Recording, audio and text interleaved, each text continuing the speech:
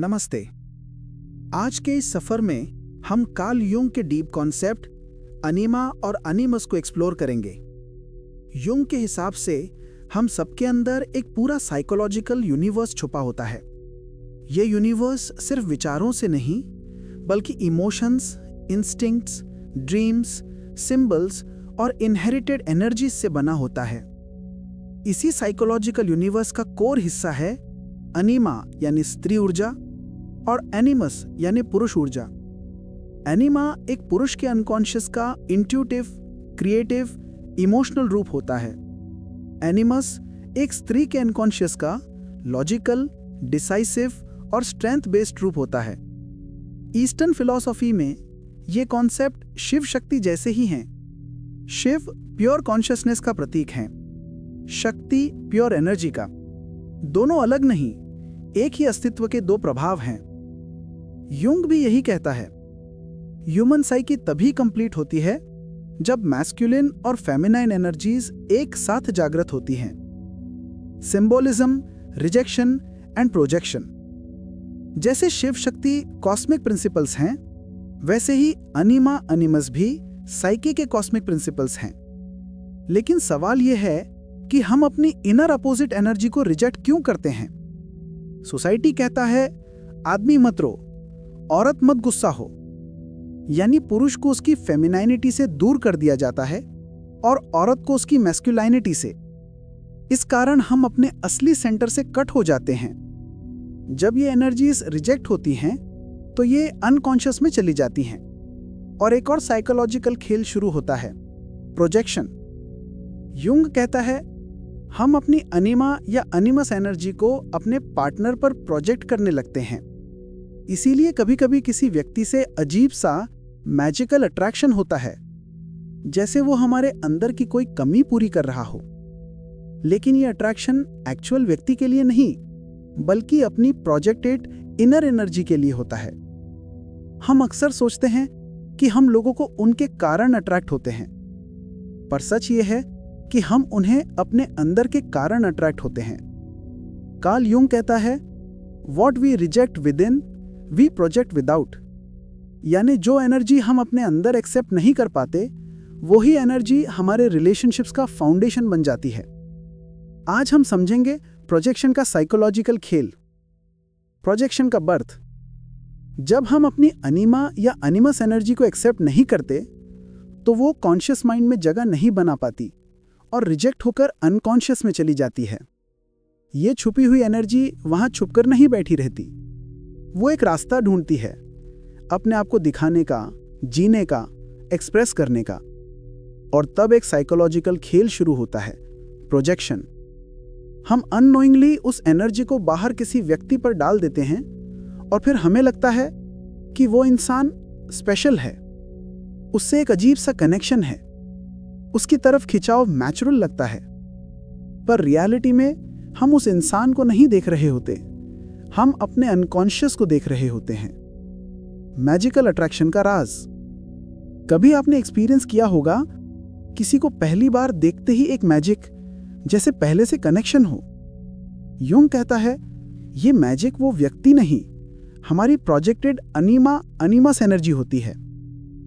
अगर आप मेल हो तो आप अपनी अनीमा, जो feminine energy, intuition, softness, creativity का सिंबल है, उसे किसी फीमेल पर प्रोजेक्ट करते हो।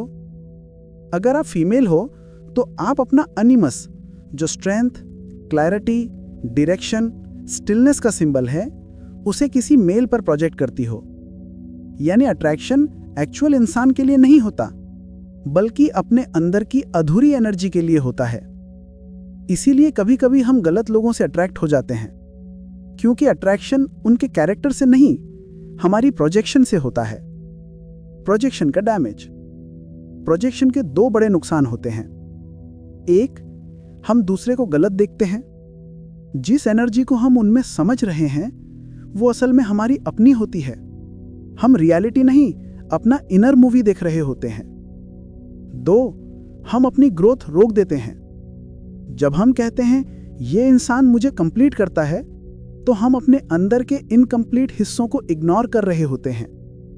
इससे रिलेशनशिप में डिसअपॉइंटमेंट होती है क्योंकि कोई भी इंसान हमारी अधूरी एनर्जी को पूरा नहीं कर सकता। प्रोजेक्शन हमेशा हार्ट ब्रेक देता है क्योंकि वो रियलिटी पर नहीं, इल्यूजन पर बेस्ड होता है। अवेयरनेस प्रोजेक्शन को तोड़ने का तरीका। प्रोजेक्शन को रोकने का एक ही रास्ता है, अवेयरनेस। जब आपको किसी से स्ट्रॉन्ग अट्रैक्शन या रिपल्शन फील हो, खुद से एक सवाल पूछो, क्या ये एनर्जी मेरे अंदर की है? 90% केसेस में जवाब होगा हाँ। अवेयरनेस के साथ आप देख पाते हो कि ये मैजिक बाहर का नहीं, अंदर का है। तब आप अपने इनर मैस्कुलिन फेमिनाइन को स्लोली इंटीग्रेट करने लगते हैं और एक टाइम के बाद आप रियलाइज करते हो कि जो एनर्जी मैं बाहर ढूंढ रहा था वो हमेशा मेरे अंदर ही थी। प्रोजेक्शन एक पुल है जो हमें अपने अनकॉन्शियस से मिलवाता है, लेकिन प्रॉब्लम तब होती है जब हम पुल को मंजिल समझ लेते हैं। यूंग कहता है, no relationship can succeed unless you withdraw your projections. जब हम प्रोजेक्शन को समझ लेते हैं तब हम लोगों को एज दे आर देख पाते हैं। तब लव डिपेंडेंट नहीं, अवेयर हो जाता है। और इनर अल्केमी का रास्ता भी यही सिखाता है कि अपनी छुपी हुई एनर्जीज को पहचानो, उन्हें इंटीग्रेट करो और अपने अंदर की अल्केमी को जियो। Awakening, shadow and Ardhanarishvara. Anima awakening का मतलब है पुरुष अपनी फेमिनाइनिटी को एक्सेप्ट करता है और ज्यादा क्रिएटिव, कंपैशनेट, एक्सप्रेसिव और इमोशनली इंटेलिजेंट हो जाता है। एनिमस अवेकनिंग का मतलब है औरत अपनी मैस्कुलिनिटी को जगाती है और कॉन्फिडेंट, क्लियर माइंडेड, स्ट्रांग और स्पिरिचुअली ग्राउंडेड हो जाती है। लेकिन इन दोनों एनर्जीज की शैडो भी होती है। अनकॉन्शियस एनिमा पुरुष को ओवर इमोशनल, डिपेंडेंट या कंफ्यूज बना सकता है। अनकॉन्शियस एनिमस स्त्री को अग्रेसिव, क्रिटिकल या कंट्रोलिंग बना सकता है। ईस्टर्न फिलॉसफी में इसे अर्धनारीश्वर के रूप में समझाया गया है, आधा शिव, आधा शक्ति। एक परफेक्ट बैलेंस, एक परफेक्ट साइकोलॉजिकल, स्पिरिचुअल और सिंबॉलिक कंप्लीटनेस। अर्धनारीश्वर सिर्फ एक मूर्ति नहीं, बल्कि एक इनर मैप है, एक रिमाइंडर कि हम तभी संपूर्ण हैं जब हम दोनों एनर्जीज को एक साथ जी पाएं। Integration and guided inner visualisation. Jung कहता है इंटीग्रेशन के 3 स्टेप्स होते हैं, रिकॉग्निशन यानी पहचान, एक्सेप्टेंस यानी स्वीकार, डायलॉग यानी इनर कॉन्वर्सेशन। ईस्टर्न फिलॉसफी कहती है ध्यान ही इंटीग्रेशन का दरवाजा है। चलिए एक इनर विजुअलाइजेशन करते हैं। आंखें बंद कीजिए, सांस नॉर्मल रखिए।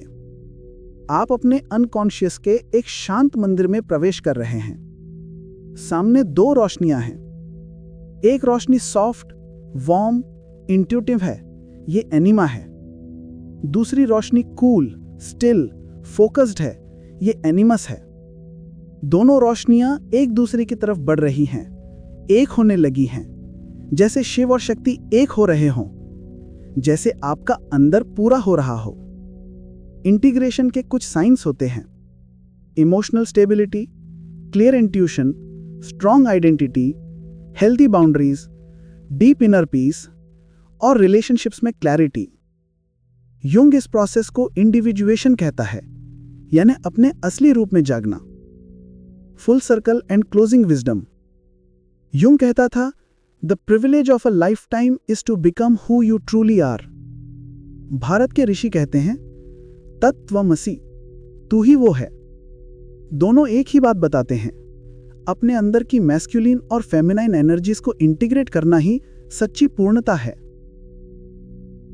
अनिमा और एनिमस का इंटीग्रेशन सिर्फ एक साइकोलॉजिकल कॉन्सेप्ट नहीं, बल्कि एक इनर अवेकनिंग का पाथ है, एक स्पिरिचुअल इवोल्यूशन, एक जर्नी जिसमें हम अपने अर्धनारीश्वर रूप को पहचानते हैं। धन्यवाद। ईश्वर करे आपका इनर शिव शक्ति हमेशा बैलेंस में रहे और आप अपने हाईएस्ट कॉन्शियसनेस में प्रगतिशील बने रहें।